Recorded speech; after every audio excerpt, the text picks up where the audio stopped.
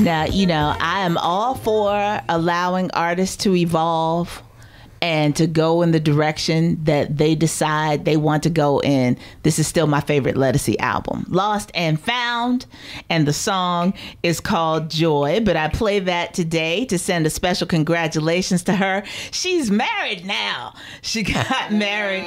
She got married just before Essence Festival, and then went down there and sang her face off as she always does. So we just wanted to send out a special shout of love, as she has married, well, she's married her best friend, and that is all we can ever wish for one another who are getting permanently coupled, and we hope we'll live long, prosperous lives together in that way. So shout out to Lettucey and all that good stuff. Well, yeah, congratulations, Lettucey.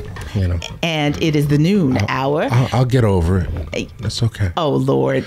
You know, maybe it's time for me to write some songs now. The Lettucey is no longer on the market. Well, you know, you should have shot your shot. She was single for a good minute. I had one opportunity. I've only seen her once. I know you've seen her a bunch of times. I've only seen her once. I'm having a weird experience. Hey, welcome everybody. I'm having a weird experience, like one of them Jimi Hendrix records where it's like panning, phasing back and forth on my ears, like, you know, these headphones they've been stretched out a little bit. So it's like I hear myself here, and then I was talking, I'm over here. Oh, okay. It's like a big Jimi Hendrix record. But well, we're sorry if that's throwing you off, but we're glad to have you in the house, Mike D. Thank you so much. It's very fitting because with us on the line is my very good friend Lindley Farley, who has a movie that is a tribute to the 60s. And we're showing it tonight at the Bank Building, 3750 Lancaster. He's up in New York now, but he's about to drive down. Lindley Farley, the filmmaker, writer, director of The Rodnees. We Mod Like That. How you doing, man? Hello, Lindley. Hey, how you doing, Mike D? There's the phasing again. No one else has the same experience, so I'll be quiet about it.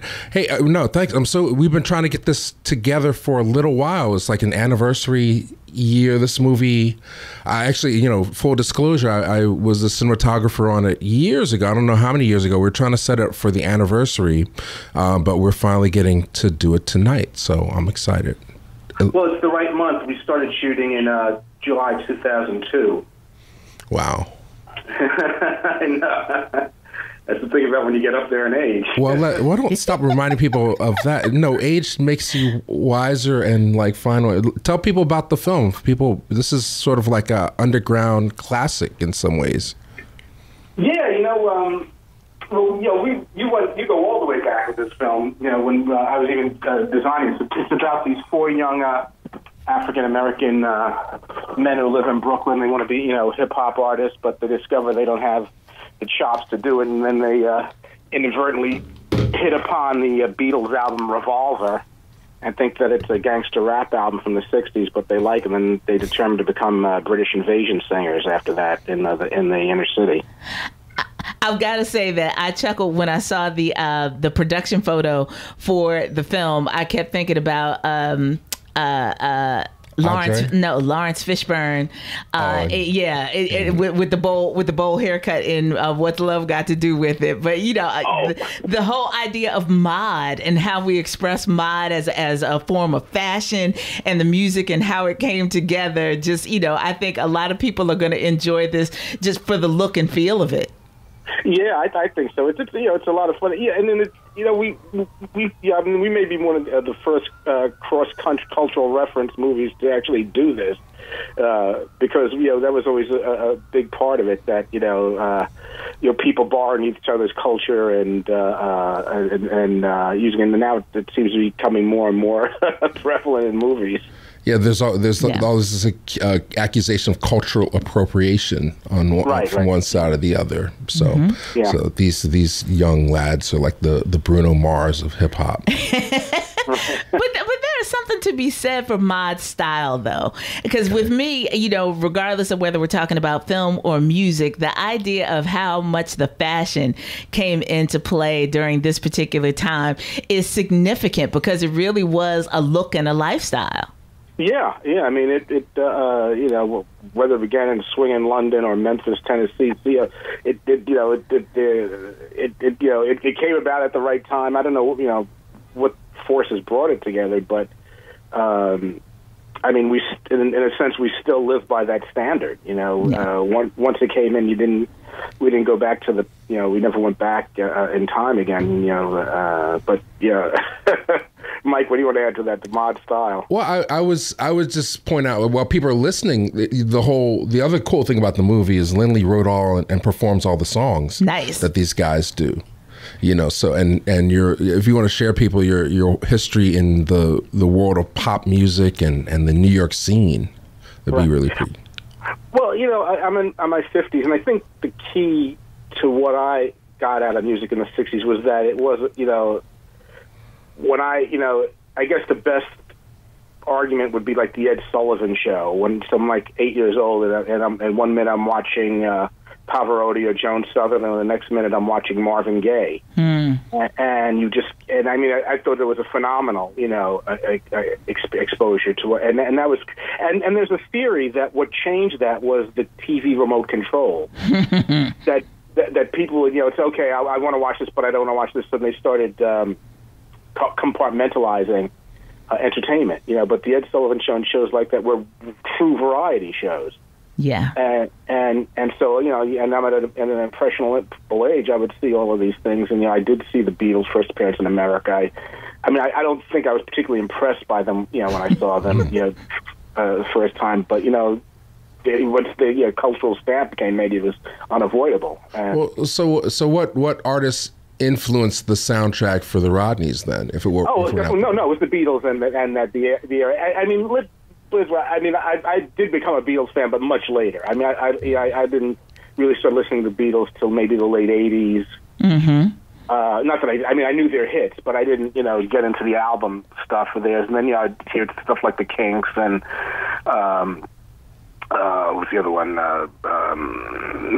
Whoever else, I can't think of it. Not so much the Stones, but so that informed the sound, and then it and the idea was to make, you know, take the sound and make it contemporary, specifically in the lyrics, so that it was dealing with life in Brooklyn, and I guess the early 2000s. Yeah, you have a song "On My Block," but it's all harmonies, but it's about all the stuff that's happening in the hood. So it's exactly, that sort of irony. Yeah. You know. I mean, you know, my original concept for the movie, which would have been more like the Five Heartbeats, was to set the Rodnees in the 60s. That they would have been a 60s band. But yeah, I mean, I couldn't write a film with, you know, a multi-million-dollar budget, you know, with much hope of getting it made. I didn't, you know, have the clout to do that. So the alternative, which I think wound up being a better alternative, and I might even discuss this with Mike, was to make it update and just have these guys find the Beatles and set it in the world of hip hop, or at least the background, the backdrop of the movie, because you know, and again, you know, Five Heartbeats might have been also another influence on. Just going back to the 60s. Yeah, I should say, Steph, we had a lot of fun. I mean, we shot it like in 2 weeks, right? And you know, we're just going all over New York City, and at one point we actually have the Rodnees being interviewed by Sid Bernstein, who was somebody that interviewed the Beatles. Yes. And we're like sitting in there. So there's all this sort of cross-cultural pollination, oddball. People are talking about Sorry to Bother You this weekend as being like an off-the-wall movie from a black filmmaker. You know, the Rodnees is what you're saying, 15 years ahead of that. So right. Oh, I was going to say, well, Lindley, you know, one of the other things, too, that it sounds like I think people will gather from, maybe they might consider it to be ironic about how you set, you know, this kind of 60s style band in Brooklyn in the 80s. But this notion of kind of a multifaceted blackness, that we've been having so many more conversations around that reality, that culturally we're all over the map as a people, and being able to express that and feeling comfortable expressing that is something that's coming more and more to the fore. So I can speak up as the very first concert, and I went to a lot of musical theater, but the very first concert I went to as a teen was Duran Duran. Why not? You know, it's sad in a way that, I'm looking at, I haven't been to a concert in years, but concert prices what now, $300, $400, and I'm thinking, man, who can afford this? Not for Steph. I was like, I'm not paying that kind of money to see Beyonce and Jay-Z? No. You would never pay to see them? No, never. No. If concert tickets cost me more than a plane ticket, I'm not going. Rolling Stones, bucket list move, No. Okay, if Marvin Gaye came back from the dead, you wouldn't drop $300? Listen, I didn't pay that much for Stevie. Songs in the Key of Life tour. I'm saying that I will do something within reason. Okay. But $400 or $500 for a concert ticket? No.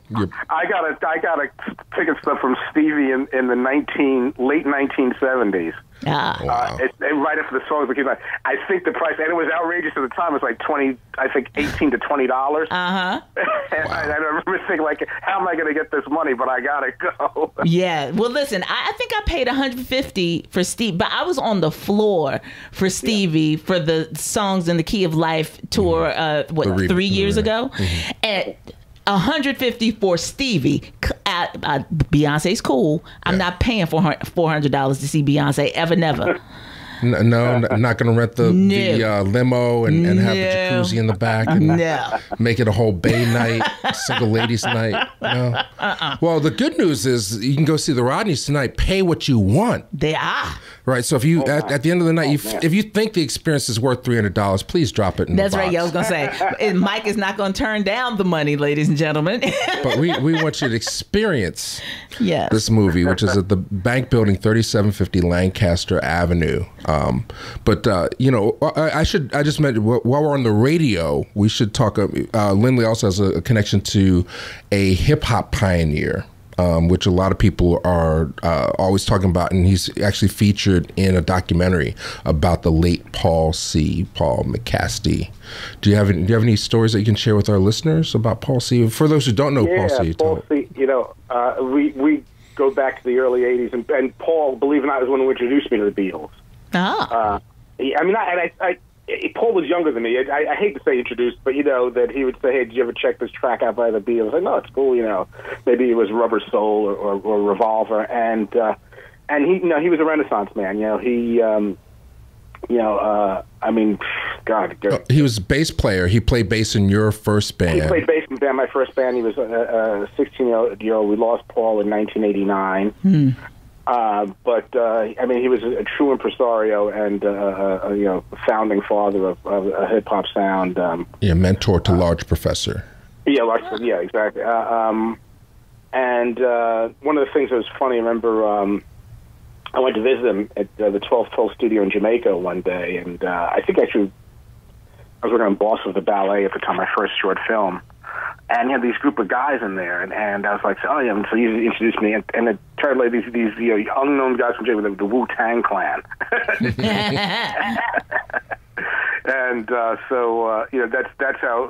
how deep he went. And they were going to cop some of his sound. They're asking for drum mix that he had developed. So it was quite a guy. And had he lived, I'm sure he'd have been involved with the Rodnees in some fashion. We ran together for from the early '80s.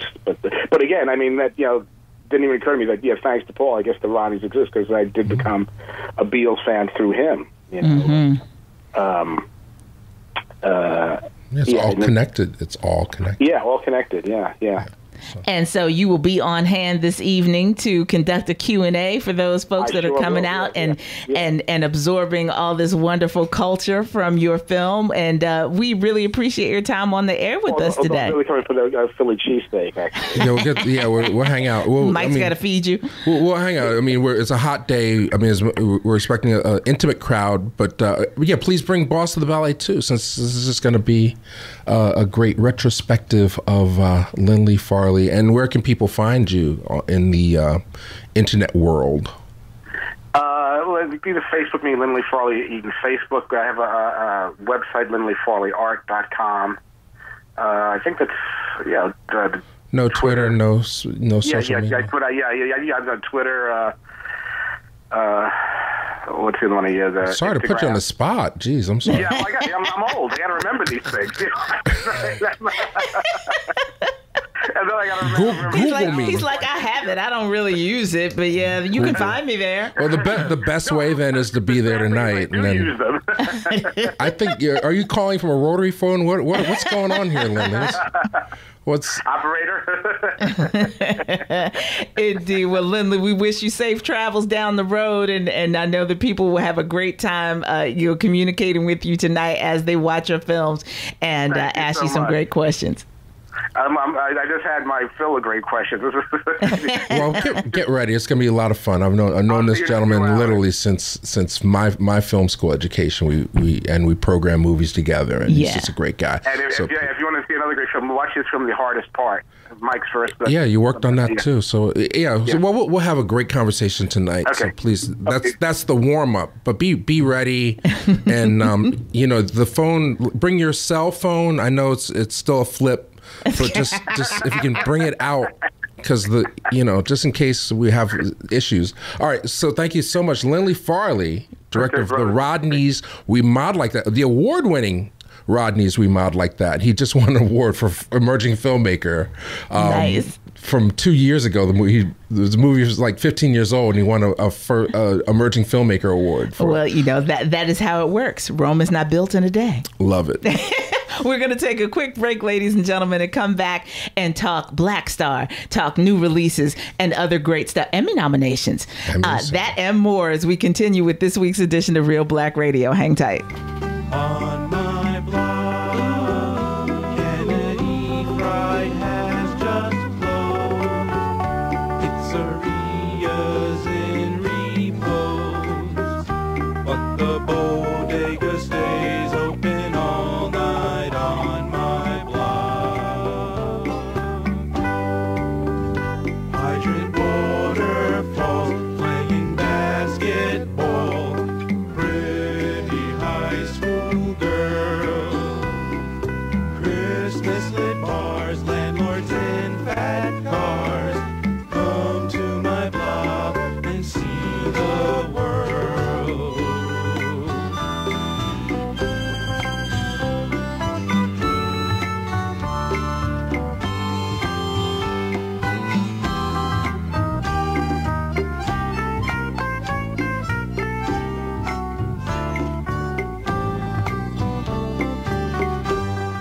From her self-titled debut solo album, that is India Davenport, the sometimes, I would say on again, off again, lead vocalist for the brand new Heavies, with a remake of a song that has been made popular by the Jackson 5, by Nancy Wilson, and countless other folks who have done their interpretation of that song titled Save Your Love for Me. I like the horns on that particular version, and I'm a big fan of India, so I hope that you all enjoyed that radiating out over our airwaves as we've been talking about the various generations being influenced by the music, the sound, the look of how we have evolved in our culture in many different ways. And that is certainly the conversation that we will have with our next guest on today's edition of Reelblack Radio here on the TGIF edition of The Source. Before we bring her on the line, though, I want to share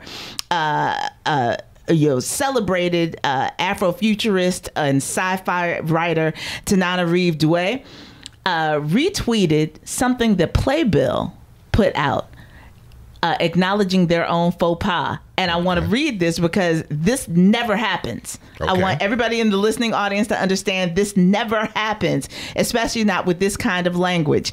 The tweet says, "We are sorry. We recently published a personality quiz about the leading ladies of Hello Dolly. We excluded Pearl Bailey." What? Which was wrong.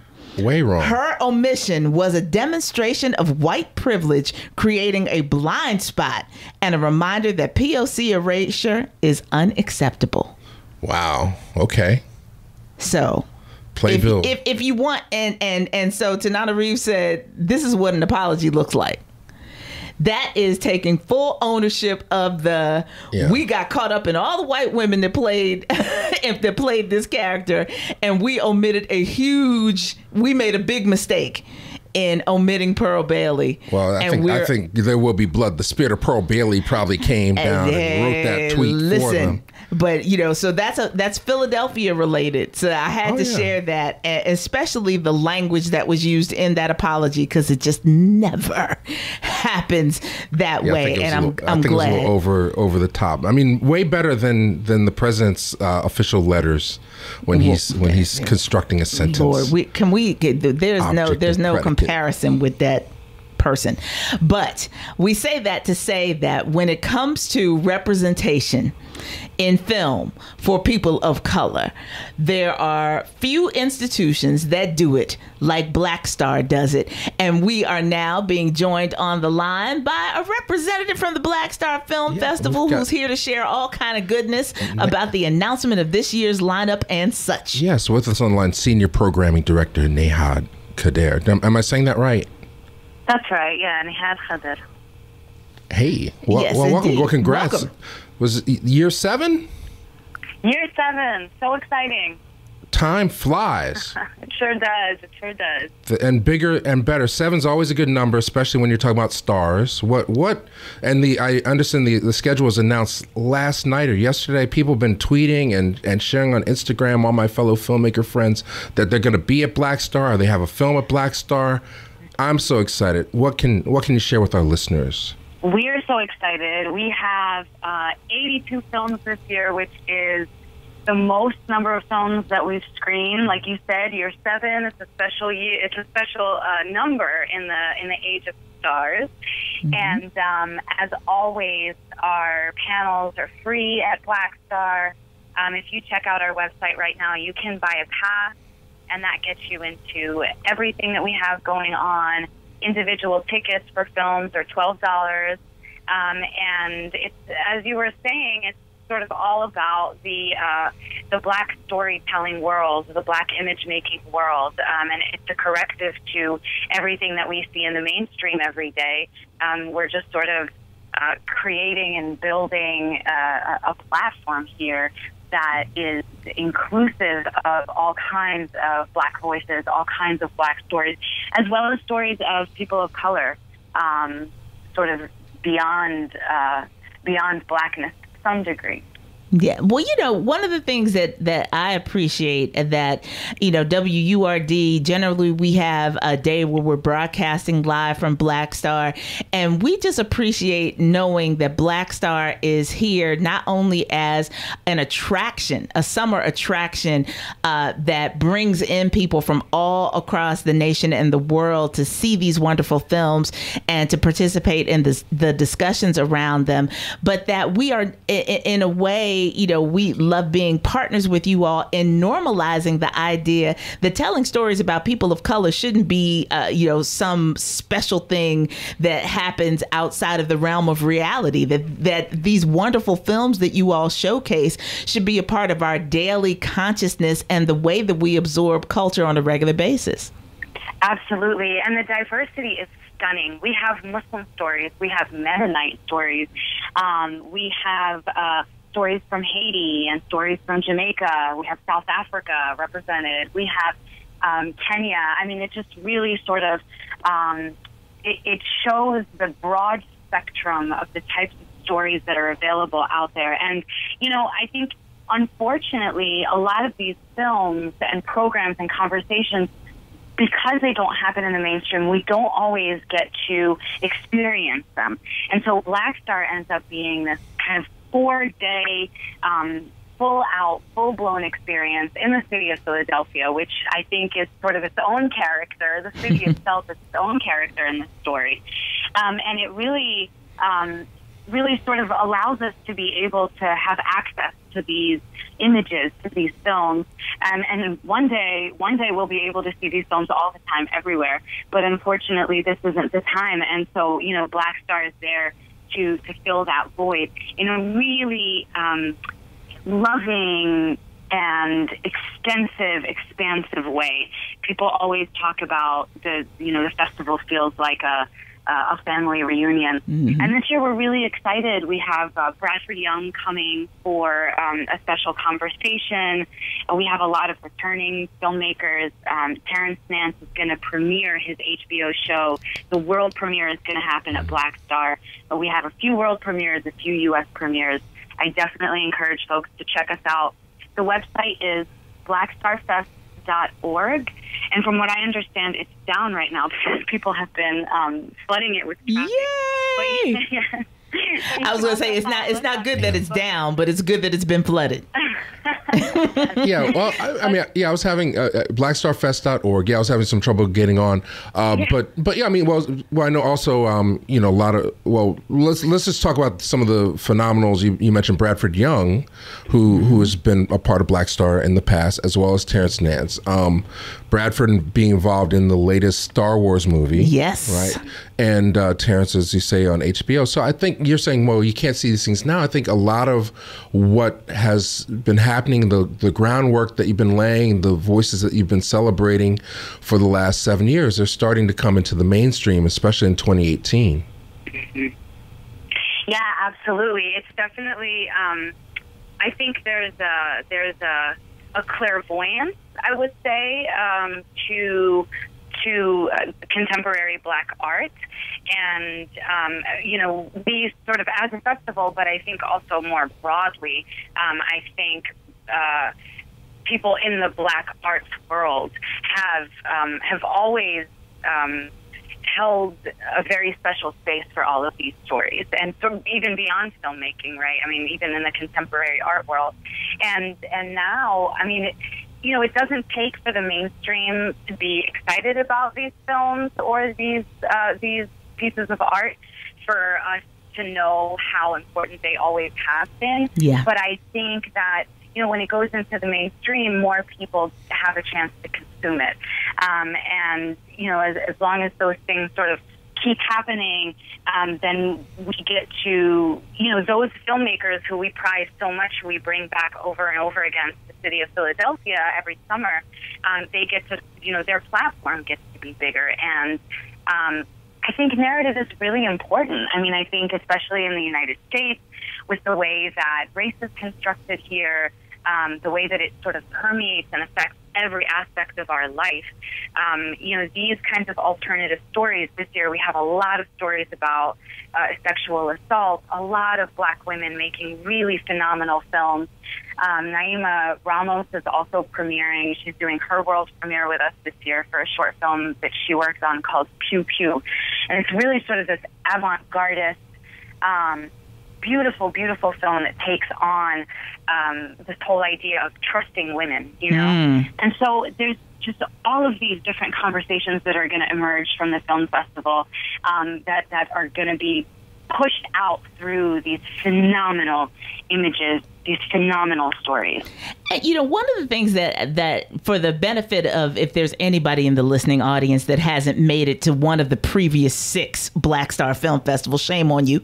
But one of the things that I think is so significant about how this, kind of industry is evolving around these very talented individuals is that Blackstar is a place where you get to hang out with these folks that are stepping into these wonderful roles, developing new television shows and developing new films.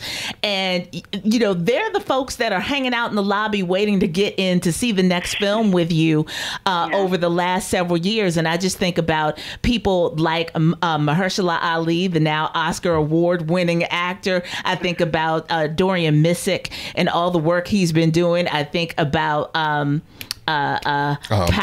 Michael K. Williams? No, Michael K. Williams is another one, and James she's Samuel. Just beating me no, up, that's Nehad. not who I'm talking about. I'm still being beat. Power. Come on, help me out she's mentioned here. all these Black Omari men. Hardwick. She's all not Black helping men me. that she's met at Blackstar. Well, because that's where my interest lies, sir. Yeah. She's trying to tell y'all, you got to get your festival pass in now because these shows are gonna be selling out. That's right. Right. You don't want. But they're wonderful actors. They're wonderful human beings. They're all very open. And I've had the pleasure of conducting some of the Q&As after these films that they've starred in, and getting a chance to just kind of commiserate with them around the culture. And Mahershala Ali was there to support his wife. Yeah. He was just kind of in the crowd hanging out. So you've created a lot of memories. Yes, very, you have. very, very special memories. Blackstar is a big deal for that. And so, people can come, and they should come and appreciate all of the films and short films and animation and youth films that you all showcase. But there's also an opportunity to just have honest conversation with the people who are going to be the next wave of rising stars and folks that are really imprinting Hollywood and cable and all these other places with stories that are meaningful. Mm-hmm. And films and stories that are also centering the experiences that we have as very foundational, very important experiences where you don't have to explain yourself. And also, speaking of the people that have come through, a few years ago, we honored Julie Dash, and she was in the festival the entire time. She was watching all the films. So you have you have filmmakers who have been doing this for decades and who have, started walking the path of the filmmakers before them and have created paths for the image makers of the future and of today. And we're sort of all in a space. And I think that love kind of keeps us coming back every year. And, the filmmakers themselves call it a family reunion, which I think is the badge of honor that we wear, is to be able to hold space for that kind of energy. Yeah, super excited. And just shout out to looking forward to seeing Jin. We actually had Nigella call in when she was doing the Kickstarter, so she's premiering at Blackstar, as well as Melanick and Hans Charles, who also called in when they were doing their Kickstarter for One Angry Black Man. So those are movies that I would just like take the highlight and put on. But I mean, the festival pass is the way to go, because so many of the shows, especially on the weekend, sell out so fast. And then the festival pass also gets you into the closing night party or Saturday night party. Is that correct? Yes, it does. It gets you into everything. And I will say about Jin, very exciting. I supported that Kickstarter years ago, and now it's so beautiful to get to see that film in its complete form. I also come from a Muslim family, so I've been really excited about this film. It's set to play on Saturday, August 4th at 8:30 p.m. And we also have a panel on the making of Jin, and that happens on Friday, and that's at 3 o'clock. And so I encourage everybody, again, to check out the website and look for these films. Jin is a story about a young black Muslim girl in high school who's sort of, dealing with her identity and her mother's recent conversion to Islam. And so it's really these stories that are truly about us. And we don't always get to see them unfolding on a big screen and honored in the way that they should be, and as well as the luminaries who make them. We also like to create that space to honor them and to ask them about their craft, most importantly. Right. That's a beautiful thing. Well, one of the things that we absolutely have to leave people with is that if you go to blackstarfest.org and have some trouble getting through, know they're working on it, but know that the site is experiencing problems because so many people are trying to get on it and see the lineup and purchase these festival passes. So that's a testament to the impact that Blackstar has had. So just be persistent, ladies and gentlemen in the audience, and support this festival. Yeah, and the dates are, again, so people know it's always the first weekend in August, but the specific dates. Yes, it's Thursday, August 2nd to Sunday, August 5th. And really quickly, I also want to highlight our youth program, which takes place on Saturday, August 4th. It's a free program, and it's young filmmakers, high school students, college students who make phenomenal works of art as well. And so I highly encourage, this is a family affair. You can bring your kids, you can bring your elders, you can bring yourself and your friends. And the website is blackstarfest.org. You can also follow us on Twitter and Instagram and Facebook. And, you know, in case the website is down, that's another place where you can get all of the information that you need. Well, thank you, Nehad. Yeah. And you know, I believe the children are the future. So, you know what? They are. So Reelblack is a proud community partner of the Blackstar Film Festival. And if you are a Reelblack member, season 15, look later in the day for a special opportunity for you to get that discount. And Stephanie Renée makes a cameo in the trailer too. I do. I give my living single attitude face in the trailer for this year, which was a lot of fun as well. Zakat, yes, and of course Mayori, and Lendl, Mayori, all those folks. Thank you so much. Yes, we are family. That's going to be my new thing. We are family. I believe the children are the future, and we are family. So thank you. Yes, thank you for joining us today. And we look forward to the 7th annual Blackstar Film Festival. We got to take our last commercial break of today's segment, ladies and gentlemen, and then we'll come back and talk about new films in theaters, Emmy nominations, and other Black things related to film and television. A lot of colored folks getting recognized. Yes. And in theaters this weekend. Indeed. So we'll conclude this week's edition of Reelblack Radio in just a moment.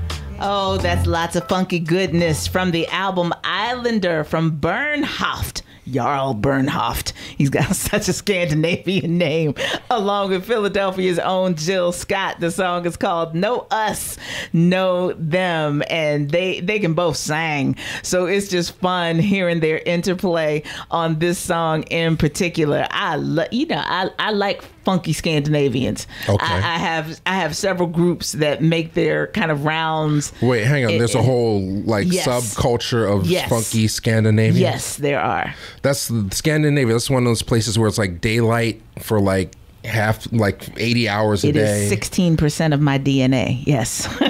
And then always shouting out your DNA. How much DNA you got? You have like 1,000% DNA because you were 16% something. That is my second. That's my second highest percentage. I'm half Nigerian, dude. Half Nigerian, Iceland. And the 16% Scandinavian is that's my mother's people. Okay. I haven't quite narrowed down the source of all of that yet. I'm glad you got that worked out. I'm so fearful. I was reading at one point when the DNA thing was all hot.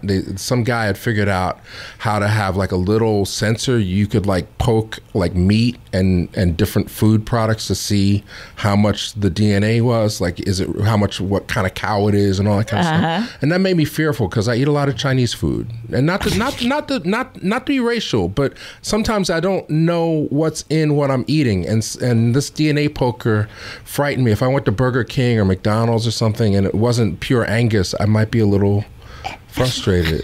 The fact that you even assume that it would be, unless they explicitly tell you. Well, I know if I went to Checkers with that, it'd be like, this is cornmeal. You're just giving us cornmeal, aren't you? So, but McDonald's is a proud sponsor of WURD. I heard the commercial earlier. It might be a sponsor of something we're doing. I heard before I came in, you were McLovin' it. On my Not way? me. Oh, you don't. Oh, well, we love McDonald's. I eat enough McDonald's for both of us. But hate on people. Anywho, sponsoring. We're supposed to be talking about film releases and Emmys. Well, first off, Skyscraper and Sorry to Bother You are in theaters this weekend here in Philadelphia. I give an enthusiastic 2 thumbs up for Sorry to Bother You. And shout out to Boots Riley. Shout out to Denise James. Denise James is Boots Riley's big sister. And so we got local connections. Oh, without question. I had a chance to see it as well. I enjoyed it. The whole time, it's one of those movies like you experience it. Like it's always taking on detours and things. And once you jump in on Lakeith's character, you're in for a ride. Yeah, it is absolutely a ride. I will say that surrealism is very important in the crux of this film. So if you are one of those Uncle Drew type film people who likes, the familiar and a kind of straight storyline that you pretty much know where it goes, Sorry to Bother You may not be the film for you. Right. You gotta surrender to the ride when you go to see Sorry to Bother You. But I enjoyed it. I laughed all the way through it. I honestly and truly did. Yeah. It's inventive, and I enjoyed it as much. I'm not hating on it. I enjoyed it but when I was watching it, I also thought of a movie that I enjoyed, Roman J. Israel, because it's sort of like the same. Which I haven't seen yet. Well, it's the same kind of character, like in terms of defining, like not to give anything away, it's in the trailer. Basically, he gets a job as a telemarketer, and in order to become successful, he's got to learn how to use his white voice. Yes. And then all insanity ensues from there. So yeah, but Tessa Thompson, Omari Hardwick, Armie Hammer, just some of the other actors that helped to create the world of Lakeith Stanfield and how he operates. It may be sold out, but if you are a fan of films or filmmakers, Boots Riley is going to be in Philadelphia on Sunday at the UA Riverview after the 5:10 p.m. screening, doing his exclusive Q&A. So if you have an interest in seeing the movie, support the movie on opening weekend by all means. Yes. But if you want to meet the director and hear what he has to say about the movie, this Sunday at 5:10 p.m. UA Riverview, go to Fandango, get your tickets early because it's definitely going to sell out. Yeah. It hasn't already. And if you want to familiarize yourself with him, then go back and go to your favorite streaming service and what have you is, and listen to the hip hop of The Coup. The Coup. Steal this album. I was going to say, well, they had like 5. Well, I'm saying that's the one to start with. Steal this album. Yes. But it's all on Spotify. You can skip through. But and then also, I didn't get a chance to see Skyscraper, but we did promote it, and I got nothing but positive words back. Everybody said they loved it. It's the latest movie from Dwayne "The Rock" Johnson. Yes. And he is in. Some of us would just like to just watch him do action things. That it's a summer movie. Yeah, he plays a one-legged Secret Service vet who has to figure out how to get into the world's tallest building in China during a fire to rescue his family. So, similar to when he had to go through the San Andreas Fault to save his family, and he's always saving his family. I've never seen these films. So if you, but the 2 kids that play his kids are adorable. They look like him because in San Andreas they didn't look like him. I'm like, are you serious? They look black and Asian. Okay, I'm like before like in San Andreas, the girl playing his daughter is like, okay, you might want to call Maury up before you start. Wasting all this helicopter fuel to go save these people. Stuff. We're out of time, basically. Okay, basically. Well, Emmy, a big shout out to, especially to Atlanta. All the nominees were, and just real quick down the list, all the nominees of color. Yes. Starting off, Sandra Oh, from Killing Eve, the first Asian American. I mean, how are we in 2018? How is she the first Asian woman nominated for an Emmy? You have to have the job first. Sheesh. You can't be like, I'd love to have nominations now too, but nobody's hiring. So, but Sandra Oh definitely for lead, first Asian for outstanding lead actress in a drama nomination. She's been on television for years, but this is her first leading role. Sterling K. Brown got another nomination. He's won for This Is Us. Jeffrey and he Wright should win this one too. Jeffrey Wright, Tandy for Newton of Westworld, Issa Rae for Insecure, Tracy Ellis Ross and Anthony Anderson, Blackish, Donald Glover, Brian Tyree Henry, and Zazie Beetz for Atlanta. They got 16 nominations, by the way. Nice. Kenan Thompson for Saturday Night Live, his first, after 15 years, his first nomination for his acting in the comedy show. Titus Burgess of Unbreakable Kimmy Schmidt. And big for Netflix. They're trumping HBO this time around in terms of nominations. So lots of reasons to celebrate Black presence on the small screen, and we hope that translates into even more roles, even more opportunities to tell diverse stories about us in the same way that Blackstar provides it for films and new films. Well, the thing about all this Black excellence and Black success, it just pushes me further into the underground, less into the mainstream. So if you really want to experience the real Black Eat Black, you got to come to the Bank Building tonight. At 7:30 p.m., we're going to be showing the real deal Black stuff, not this mainstream crossover Emmy-nominated stuff. I guarantee you, Lindley Farley has never been nominated for an Emmy Award. If you want to get it from the truth, the real deal, and just stay hip, You know it is. Pay what you want. 7:30 p.m. The Bank Building, 3750 Chestnut. And I'm back into my white voice. And I was going to say, and we've only got one more week for photographic memory at Slot, where you can go into our multimedia immersion space and check out some of those Reelblack outtakes as well. We got the real deal over at the Philadelphia Photographic Memory John over at 40th and Walnut. You got Stephanie Renée up in there holding it down. And then also check out Ari Spears. Just an interview with him last night. That's one of the reasons why my car wouldn't start this morning. But Ari Spears, hilarious show. Him and Andy Steinberg holding it down all weekend at Helium. Very brilliant comedian, great impressionist. Absolutely. And with that, we must conclude today's program. The next couple of Fridays, I'm out with Summer of Freedom. So, Mike will be with us in spirit, but we will get back to you and let you know when we're back. Cooking up all that underground motion picture stuff on the YouTubes. Brother Shamari is coming at you next. Keep your dial locked here on Word Radio 96.1 FM 900 AM and streaming every day, all day on our app and at wordradio.com. Until next time, this is Stephanie Renée along with Mike D and producer Kayla J. Don't forget, today's show has been brought to you by the Mann Center featuring Bernstein, Broadway and Beyond concert on Wednesday, July 18th at 8 p.m. Take good care, everybody.